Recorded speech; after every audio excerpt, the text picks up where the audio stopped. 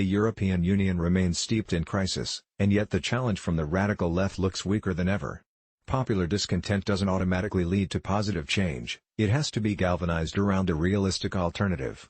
Students transport an inflated globe and a flag of the European Union through the streets during a Fridays for Future protest for urgent climate action on May 24, 2019 in Munster, northwestern Germany. Guido Kirchner, AFP, Getty. The May 26 European elections offered the latest signs of fragmentation in Europe's hegemonic political order.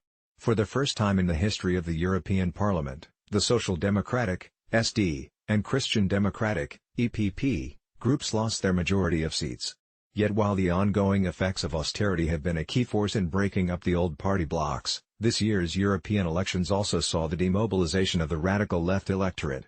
The vote instead saw a growing polarization of the political arena between liberal and green supporters of the European project and the far right. As Unidos Podemos MEP Miguel Urban argues, the fragmentation in the Brussels Parliament does not mean the European Union is headed for outright collapse.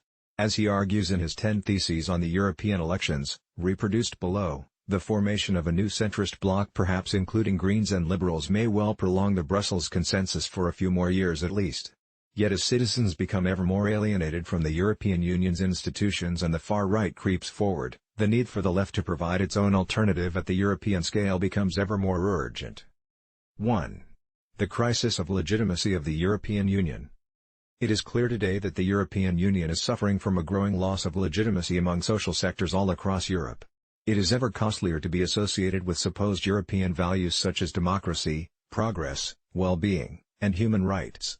We are witnessing an organic crisis in the full Gramscian sense of the term, that is, both a consequence and a cause of the post-Maastricht Treaty model. This model has been nothing more than a neoliberal straitjacket, a lethal combination of austerity, free trade, predatory debt, and precarious and poorly paid labor making up the DNA of contemporary financialized capitalism. Institutional Europe has tried to contain this crisis of legitimacy and governability by granting cosmetic reforms, in the hope of lending a certain mantle of liberal democratic credibility that it otherwise lacks.